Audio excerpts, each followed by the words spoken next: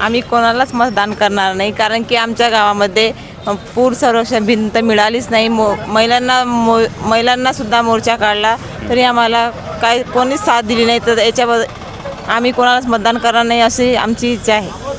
आपलं कोणतं गाव? बेलोरा. बेलोरा, हो. तालुका मानोरा. तालुका मानोरा. काय समस्या होती? पूर संरक्षण भिंत मिळाली नाही. आमच्या गावामध्ये घराघरामध्ये पाणी शिरले, आम्हाला कोणीच काहीच दिलं नाही. म्हणून आमची इच्छा आहे की बा कोणालाच मतदान करणार नाही.